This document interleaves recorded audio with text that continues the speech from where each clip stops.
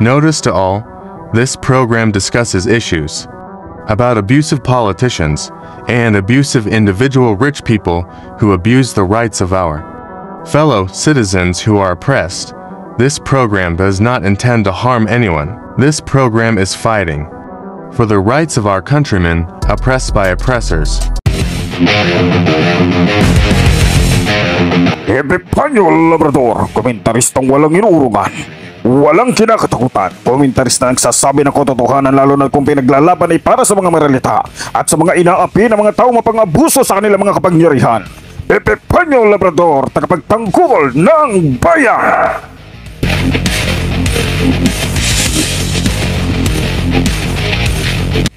Sundan at pakinggan ang kanyang pakikipaglaban para sa karapatan ng ating mga kababayan. Epifanio Labrador!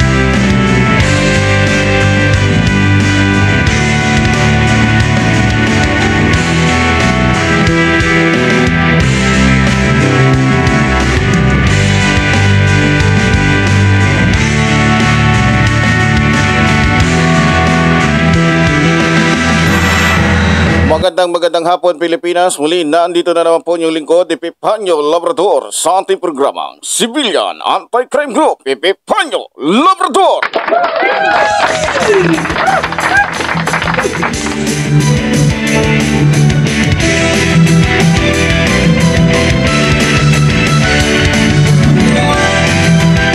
At syempre sa hapon na ito, binabati po natin ang ating mga kababayan Luzon, Visayas, Mindanao na patuloy po na nakasubaybay tumututok dito sa ating programang Civilian Anti-Crime Group, Epifanio Labrador.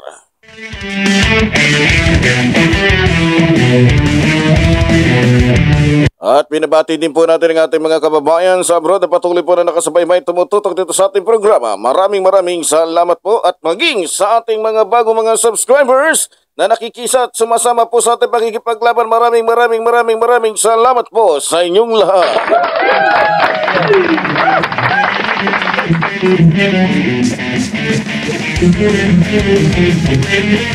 At syempre sa hapon pong ito, binabati din po natin ating National Vice Supreme Commander Roldan Dumdum. At syempre maging ang ating mga kapatid sa ating samahang Civilian Anti-Crime Group, Brotherhood, maraming salamat sa inyong lahat.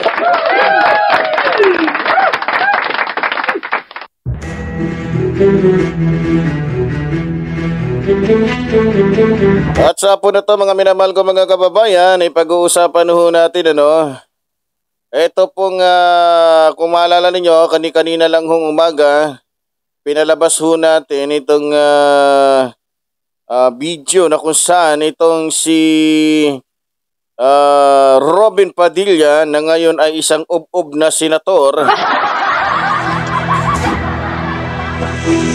Ewan ko ba kung ano nangyari sa ano nangyari sa senator na to at bakit ganun na lamang ang kanyang pagmamahal sa China.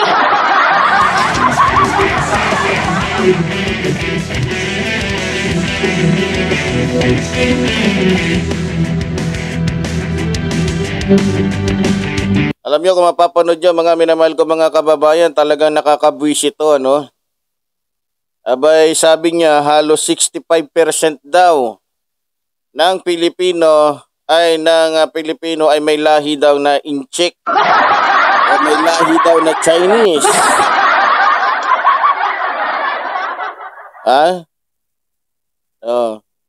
Kaya pala, so proud na proud siya. At talagang nagkukumahog siya na maka-attend daw sa anniversary ng mga Filipino-Chinese. Alam nyo mga kababayan, hindi ko alam kung nasisiraan na talaga ng bait itong si Robin Padilla.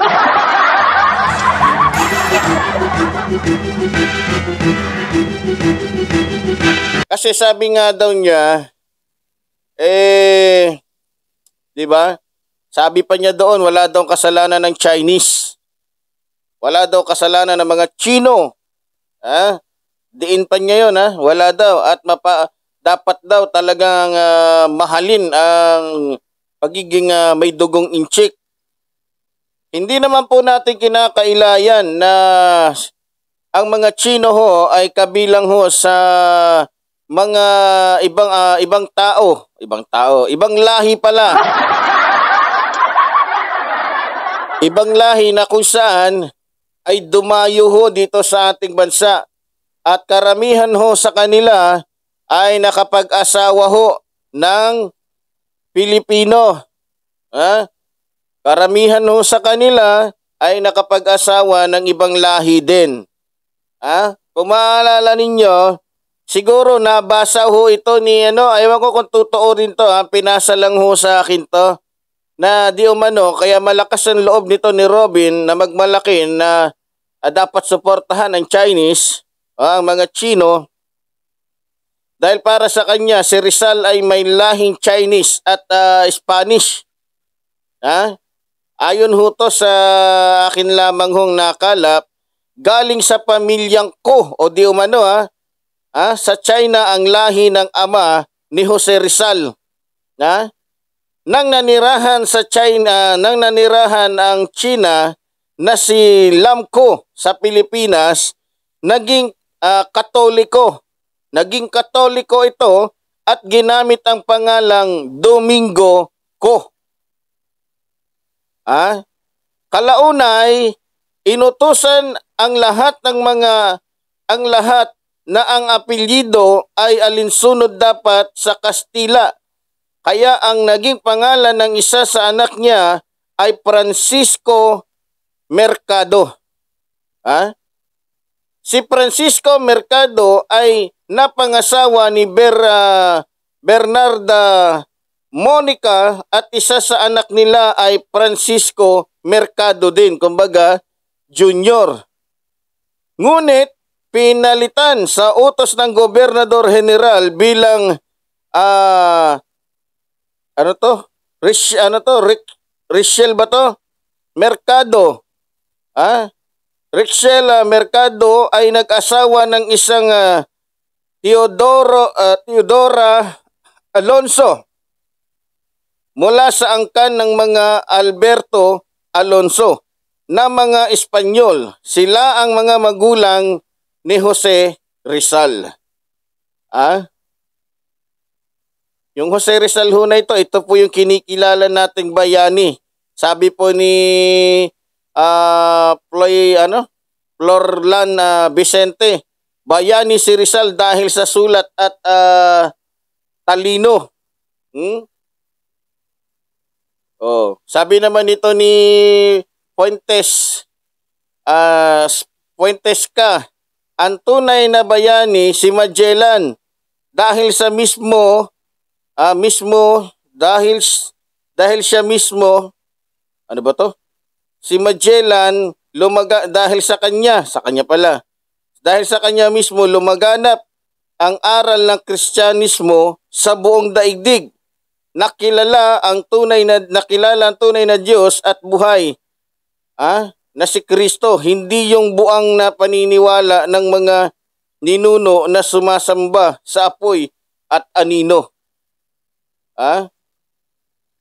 Sabi naman nito ni Saubidra Sibelia Albin. Sabi niya, ito pala si Bian Gonzales. Sabi ni Bian Gonzales, sorry, tumanda na kasi ako, di ako updated, pero ang sinabi is based yun sa itinuturo sa amin nung elementary at high school na ang mga tinawag na Pilipino noon talaga ay mga Spaniard na ipinanganak sa Pilipinas. Opinion lang ho niya do. At sabi naman ni Aljo na Fernandez, ang tunay na mga bayani ng Maharlika ay mga Muslims. Sila po ang nakipaglaban sa mga mananakop na mga Kastila, Hapon, Amerikano. Sabi naman ni Saavedra Sevilla Arbin, pagtutuwid lang po, pag sinabi noon na Pilipino, meaning po ay isa kang Espanyol citizens na ipinanganak sa Pilipinas. Kasi noon, pag ikaw'y Pilipino lang, pag ikaw Pilipino lang or natives na tawag sa iyo, pag natives ay ang tawag sa iyo Indio, ayon din sa kanilang identification card. Ayon po to kay Saavedra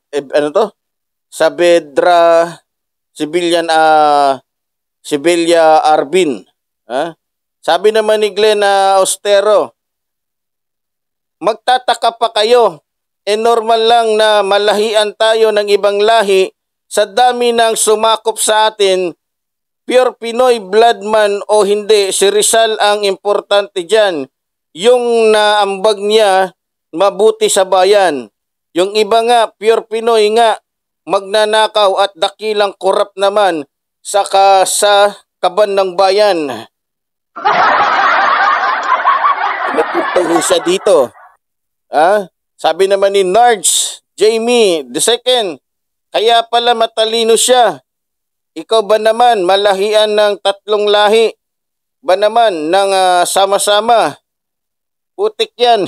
Putik. General, ang totoong bayani, sila Lapu-Lapu. Lapu-Lapu. Sabi naman po nito ni Joey Brian Pontes, huwag nating isipin na tayo ay mga dugong Spanish kaagad dahil apelyido Spanish natin ginamit.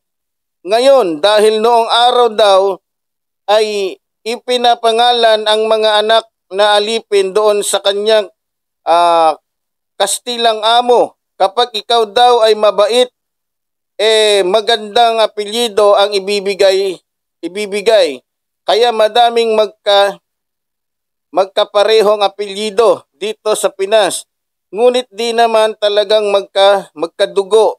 Ngayon, maliban lang sa talagang alam mong magkakapatid sila at dumami ang lahing iyon. Sabi naman ni Yokrap, respect comment po, pero sa pagkakaalam ko, si Jose Rizal at Lapu-Lapu ay nagbalik Islam. Balik Islam. Sabi naman po ni Juancho Miguel Harantella, sa Islam, sa Quran, ang salitang Rizal ay Rasul o Sugo. Hindi ko po alam kung ito totoo. Pero kung totoo naman to, di mas maganda at may natututunan ho tayo. Sabi naman ni Chito Abrokama, Abu Rakam. Chito Abu Rakam, Muslim to. Nagsimula ang tao sa Pinas dahil sa isang kawayan na nabiyak dahil toka iyon ng isang ibon at nandoon si Malakas at si Maganda. Yari tayo dito. Nadala tayo sa kwento nito. Si Malakas at Maganda daw. Sabi naman ni Pipito Silvia Dison, Diyos ko, paano naging Chinese si Rizal? Wala naman sa LL filibusterismo ito. Tama naman, wala naman sa filibusterismo yun. El Filibuster at saka Tangmere, yung sinabi mong lahing Chinese. Si Rizal, baka naman pinoprotektahan mo lang ang Chinese blood.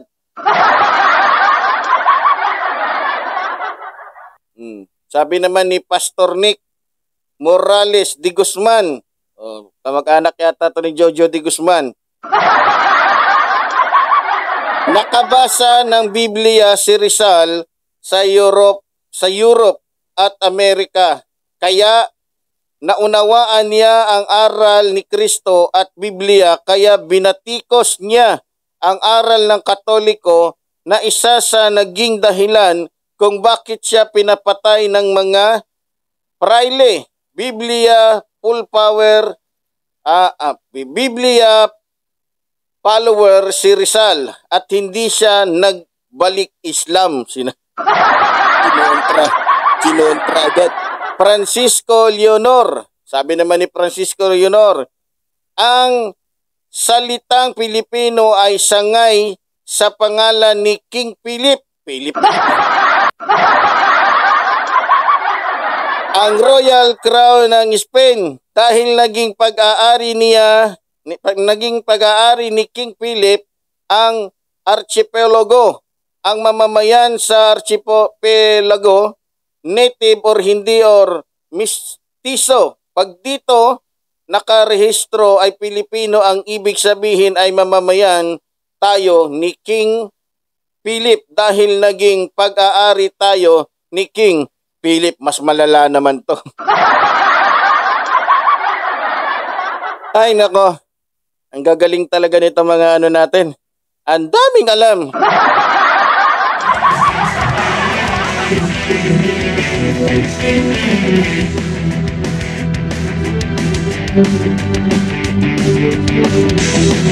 Alam niya mga kababayan, para ho sa akin, dahil ho dito tayo sinilang sa bansang ito, kahit pa po sabihin na tayo ay may dugong Tsino, may dugong Espanyol, may dugong aswang, o kahit ano pa man ang dugo natin, wala tayong karapatan na ipasakop ito sa isang bansa na hindi naman nararapat. Halimbawa si Robin, kaya malakas siguro ang loob nito dahil siguro may dugo nga itong Chinese. May dugong Chinese. Ngayon, kaya pala malakas ang loob nito na ipagtanggol ang Chinese o ang China dahil may dugo siyang Chinese. Ngayon, para sa mga totoong Pilipino, sabihin na natin mga mestizo tayong lahat. Para sa mga ipinanganak sa Pilipinas, tayo po ay maituturing na totoong Pilipino. May kasabihan nga, kung totoo, kung ikaw man ay matatawag na taga dito dahil sa iyong uri, sa iyong kung wala ka namang pag-ibig at pagmamahal, hindi ka maituturing na ikaw ay talagang Pilipino. Di ba? Ngayon, ang lakaso ng loob nito ni Robin Padilla na ipakita, iparinig sa ating mga kababayan yung kanyang mga sinabi. Porket ba may dugo kang Chino? Gusto mo na ipasakop ito sa China? Porket ba? Na may dugo kayong Chino? Gusto ninyo gawing probinsya na ng China to? Alalahanin nyo, Robin, kahit anong mangyari, hindi pwedeng sakupin ng ninuman o kung sino man ang bansang ito kahit na ikaw pa ay may dugong Chino. Lumalabas dahil tanggap mo na ikaw ay Chino at dugong may Chino, dugong hindi ka pure na taga dito. Ibig sabihin lang, wala kang karapatan para manungkulan sa bansang ito. Dahil nahahati sa dalawa ang puso mo. Ang may karapatan lang na magkaroon ng katungkulan dito sa ating bayan, yung buo yung kanyang pag-ibig sa bansang ito. Dahil kung nabubuhay lamang si Andres Bonifacio at ang ating mga bayani, ikaw ang kauna-unahang senator na pupugutan nila ng ulo. Ha? May narinig ka ba na isa sa mga naging bayani na ipinagmalaki ang China? May narinig ka ba sa story na nagmalaki siya at sinabing mahalin natin ang pagiging may dugo tayong China? Maging si Rizal kung totoo man na siya ay mayroong lahi na China pero hindi niya itinuro yan at hindi niya ipinagmalaki at hindi niya iningganyo ang mga tao na ipasakop sa China ang Pilipinas. Sa halip, idiniin niya na kahit sino man ay walang pwedeng sumakop sa bansang ito. Alam nyo, sa pinapakita ho ni Robin, napasok ho tayo ng isang senator na anumang oras pwedeng mag-traidor. Sa totoo lang, pwede rin niya traidorin yung pagiging Islam niya. Kaya dapat hindi kumpiyansa yung mga Muslim dito. Ha? Kung mahal niya ang Islam, dapat mas pinagmalaki niya kung ano siya ngayon. Sa halip na ipagmalaki niya yung Islam na kung saan nandiyan siya ngayon nakatungtong, ay lumalabas nito, ginamit lang niya yung mga Islam, yung mga Muslim para iboto siya. Balita ko nga, kaya lang naman nag-Muslim tong hayop na to para lang makatira ng mga maraming babae. Ha? Tingnan nyo, hindi siya nakontento. Nag-asawa ng babaeng Muslim dahil gusto niya pang makatikim ng virgin. Inasawa niya si Mariel. Di ba? Ito yung uri ng isang taong walang paninindigan. Ito yung uri ng tao na hindi mo dapat pagkatiwalaan. Dahil nagbabago yung kanyang kulay, nagbabago yung kanyang isip, nagbabago yung kanyang pagkatao. Akala niya sa pelikula lang na pwedeng take 1, take 2, take 3. Sa ginawa niyang ito, tayong mga Pilipino na may tunay na pag-ibig sa ating bayan ay siguradong hindi nabibigyan ng take 2 to. At hindi na natin nahayaan pa na makaupo ito sa Senado.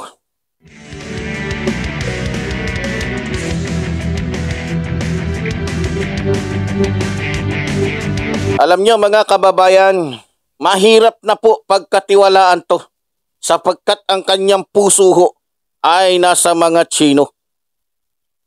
Kaya pala, hindi niya binanggit doon na dapat paalisin na yung mga Tsino na nagpapadami dito ng mga pogo. Mga Tsino na kung saan kumakalat dito sa ating bansa na nagbibenta ng kanilang mga katawan. Mga Tsino na nagpapadami ng droga dito sa ating bansa. Hindi niya magawa yun sapagkat siya pala ay may dugong Tsino.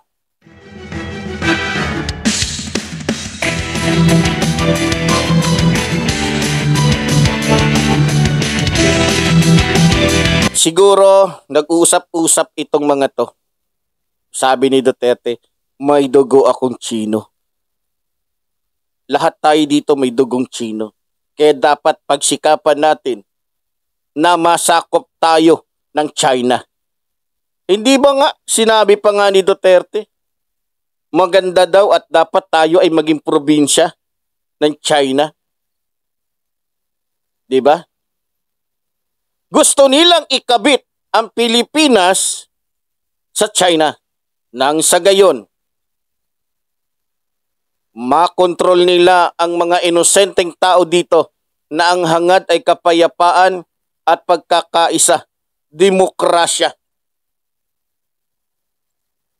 Dahil iba sila, mga komunista sila. Ayaw nila sa Amerika. Ayaw nila sa US. Sapagkat lahat sila ay nakagawa at hindi sila pwede doon dahil sapagkat sila ay mga taong kriminal na hindi dapat tanggapin sa ibang bansa.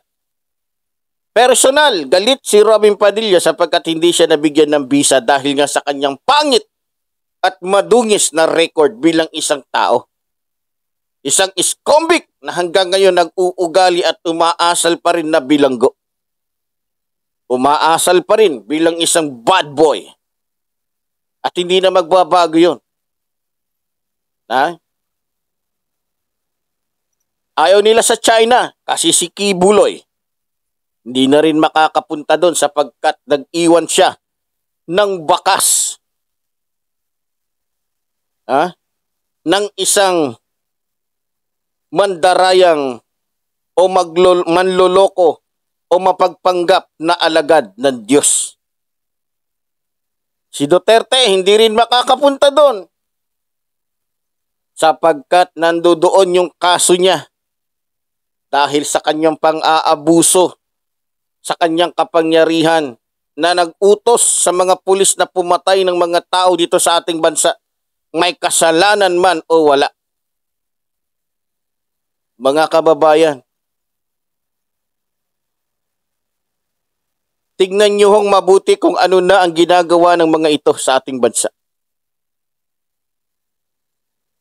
Mukha pa lang ni, mukha pa lang nito ni, sino to? Alalay ni, ni Duterte. Itong mukhang tsinelas. Ha? Si Bongo. 100% daw itong si Bongo, ay Chino. Tignan nyo sa itsura pa lang ni Bongo. Sinasakop na ho tayo ng China paunti-unti sa pamamagitan ho ng mga traidor na Pilipino. Sa pamamagitan ho ng mga taong ito na nagkukunwaring tunay na Pilipino. Pero sila ay mga taksil at dapat lamang napatalsikin dito sa ating sariling bansa. Pinatunayan lang ho ni Robin Padilla na mas matimbang sa kanya ang pagiging may dugong Chinese.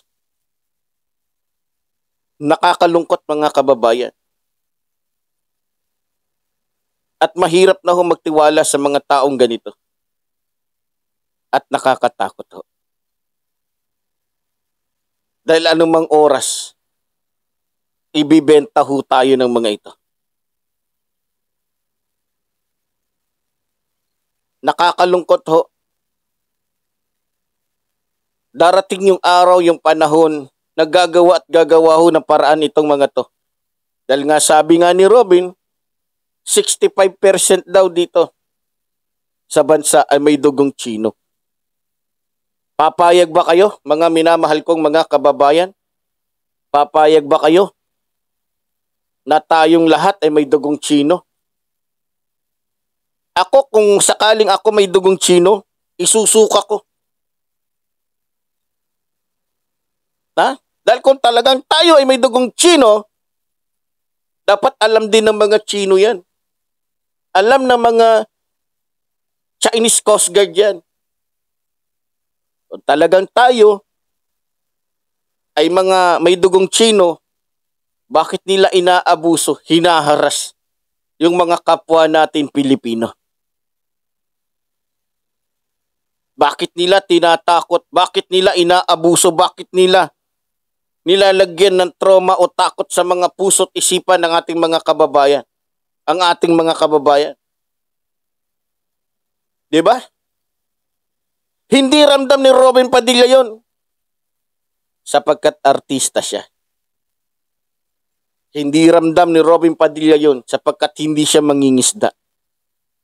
Hindi alam ni Robin Padilla yon at hindi niya nararamdaman yun sapagkat hindi siya nakaranas ng pananakot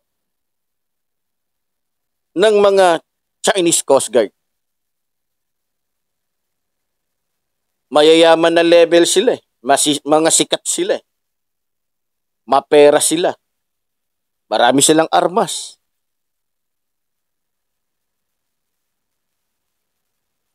Mga kababayan, gusto pong sabihin ni Robin Padilla na dapat lahat ng Pilipino ay wag kumampi sa US, dapat sa China kasi tayo daw lahat ay mayroong dugong Chinese. Sa madaling salita, mas matimbang sa kanya ang China. Sa madaling salita, anumang oras pwede niyang iwanan yung kanyang pagiging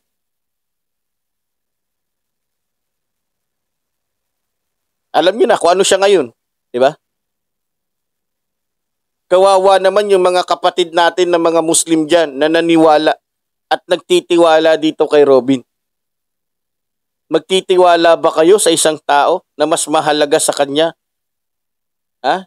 Ang dugo bilang isang mistisong Chinese?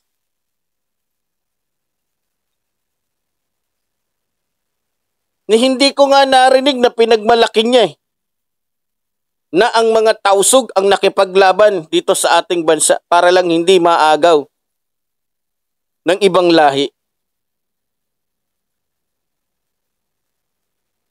Kung mahalaga kay Rizal ang dugong Chinese, di sana sinabi niya noon maging sa kanyang sulat.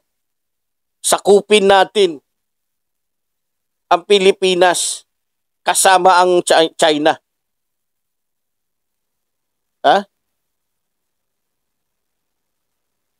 Ni isa sa mga naging bayani natin walang nagsabi. Ako may dugong Espanyol. Sakupin natin ang bansa. Kasama ang Espanya.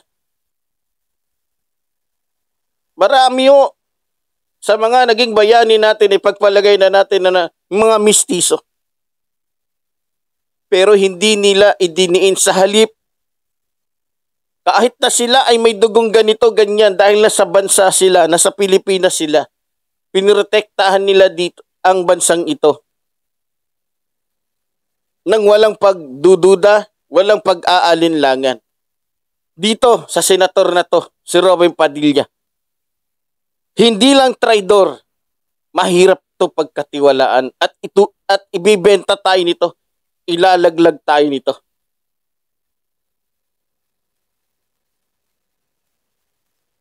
Ha? Mga kababayan, gumising na ho kayo sa katotohanan. Huwag ho kayong madala sa forma, sa kasikatan, sa galing sumuntok, sa galing nga sumipa sa pelikula. Lantaran na nga ho eh. Marahil nalalaso na ho yung kaisipan ng ating mga kababayan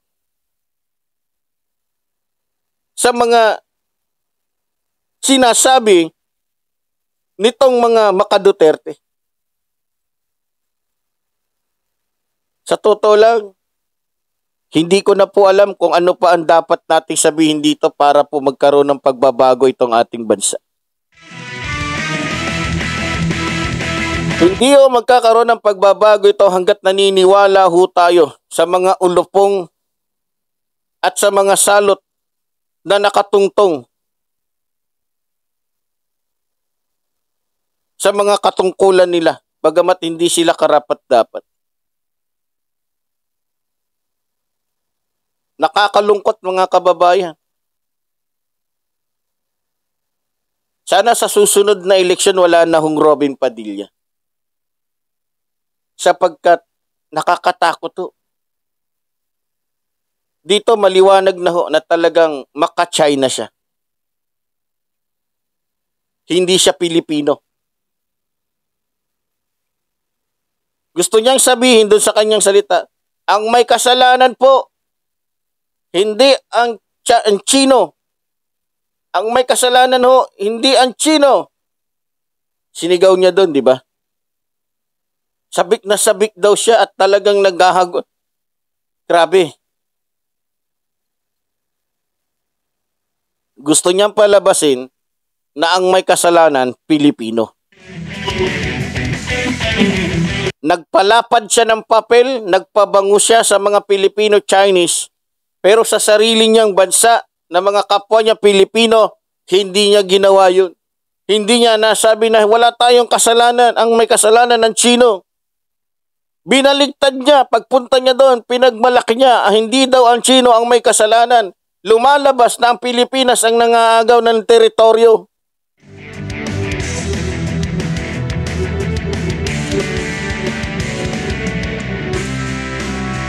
Ewan ko na lang ho kung ano po ang iyong saloobin.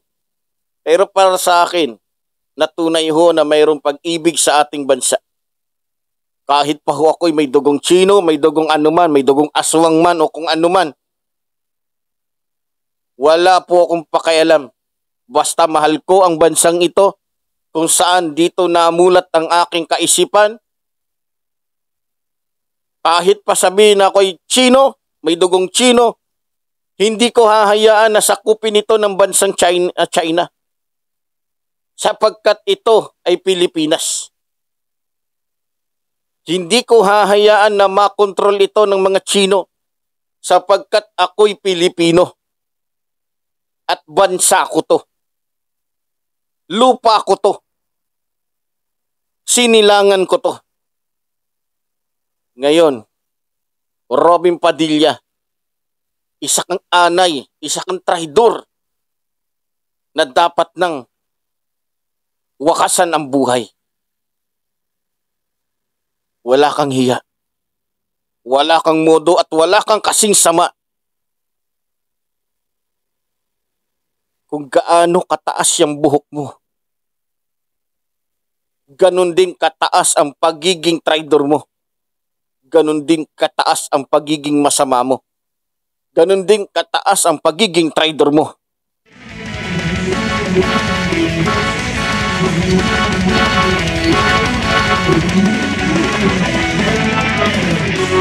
Mga kababayan,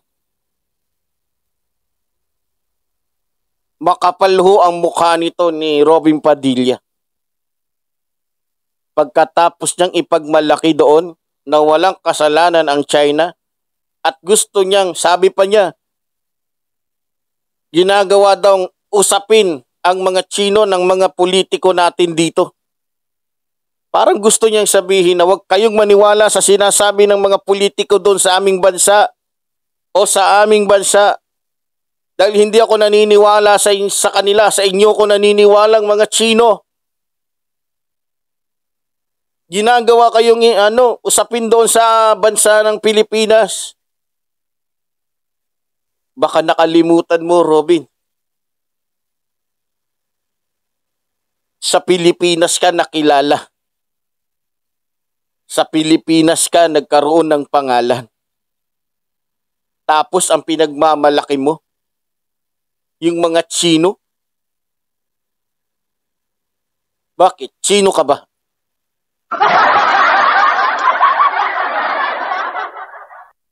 Masyadong lumaki ulo mo. Masyadong lumapad ang pagkakaalam mo sa sarili mo. Pero isa lang sasabihin ko sa iyo, Robin. Magwawakas din at hindi kami papayag na mga tunay na mga Pilipino na may pagmamahal sa bansang ito na mahaluan kami ng mga tao na maka-China. At wag mo kaming pilitin na sumang-ayon sa iyo na kami ay may dugong Chinese dahil kahit may dugo kaming Chinese, hindi namin hahayaan na sakupin ito ng China. Sapagkat kami ay may tunay na pagmamahal at may respeto sa bansang ito. Siyensya na ho kayo sa napindot ko. Hindi namin hahayaan na maagaw ito ni Numan. Hindi namin hahayaan na maagaw ito ng China. Kahit pa sabihin na kami ay may dugong Chino. Dahil mahal namin ang bansang ito.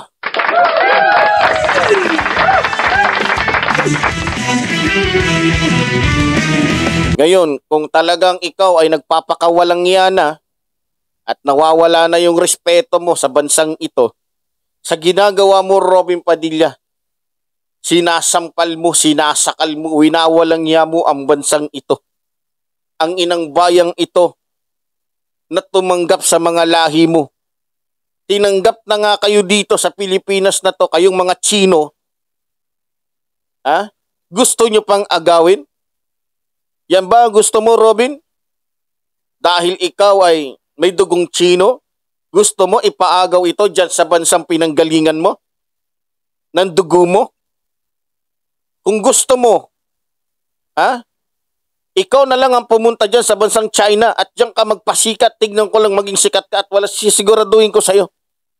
Kung hindi ka lang naging sikat dito sa bansang ito, hindi ka papansinin dyan sa totoo lang dahil mukha kang adik.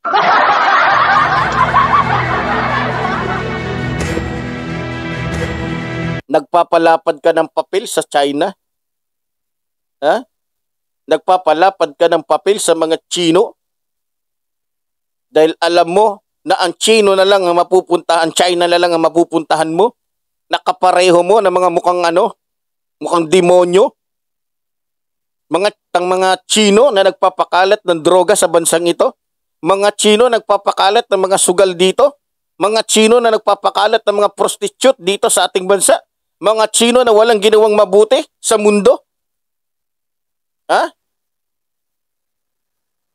Hudas ka. Walang niya ka, Robin Padilla. Ngayon kung galit ka sa akin, mas galit ako sa iyong hayop ka. At sisiguraduhin ko sa iyo, kung totoong lalaki kang hayop ka. Ito lang tandaan mo, Robin Padilla. Bakla ka. Bakla ka. Kung totoong lalaki ka at tama ang pinaglalaban mo, tanggapin mo ang hamon ko sa'yo. Tanggapin mo. Kumuha ka ng itak mo, kukuha ko ng itak ko. Para matapos ng usapin na to. Lumabang ka ng lalaki sa lalaki.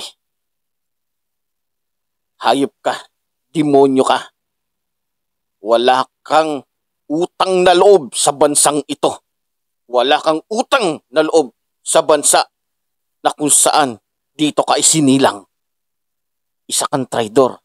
Isa kang anay na dapat na mawala sa mundong ito. Wala kang karapatan na tawaging Pilipino. At wala kang karapatan para tumuntong sa Senado.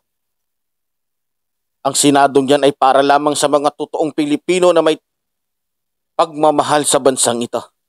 Na handang ipaglaban ang karapatan ng bansang ito. Wala kang karapatan, Robin. Isa kang ulupong at isa kang ahas na walang karapatang mabuhay dito sa mundong ito. Kaya mga kababayan, manatili ho tayo na mayroon tunay na paninindigan at pagmamahal sa bansa nating ito. Huwag tayong pumayag sa mga udyok ng mga taong yan na nagsasabing tayo may mga lahing Tsino. Wala akong pakialam kung ako'y may lahing Tsino. Dahil dito ako pinanganak. At dito na ako nagkaroon ng malay. Lumaki, nagkaisip. Natutong magsalita, maglakad. Dito na ako nakatuklas ng mga bagay-bagay. Dito na ako natutong mabuhay. Kaya hindi ko hahayaan na sakupin ito kahit na ang dugo ko ay galing pa sa China. Hindi ko hahayaan. Hindi ko hahayaan. Kahit pa ang dugo ko ay galing sa China, hindi ko hahayaan na masakop ito ng China. Tandaan yan. At sana mga kababayan magkaisa ho tayo na maalis na ho itong senator na to sa pagiging senator niya. At huwag natin bigyan ng chance pa na maging senator tong traidor na to. Wala siyang karapatan ni isa man. Wala siyang karapatan ni konti man na maging senator. Masyado nyo nang binastos, binaboy ang bansang ito. Kaya pala ganun na lang ninyo pagpapatayin ng aking mga kababayan ng mga Pilipino dito sapagkat gusto ninyo na masakop ito ng China. Gusto ninyong ubusin lahat ng mga Pilipino dito na ayaw sa China para ang mga China ay patuloy na makapasok dito. Mga wala kayong puso. Pagkatapos kayong tanggapin sa bansang ito, ganito ang ginawa ninyo. Kaya Robin, isa sa mga araw na to, may marka ka na sa kaisipan ng taong bayan. At hindi namin nahayaan na mayroong isang senator na may pagmamahal sa Chino. At hudas sa bansang ito ang magiging senator pa. Isa kang traidor. Kaya mga kababayan, muli sinasabi po ng inyong lingkod, mabuhay ang ating inang bayan. Mabuhay ang nagmamahal sa ating inang bayan. Maraming salamat.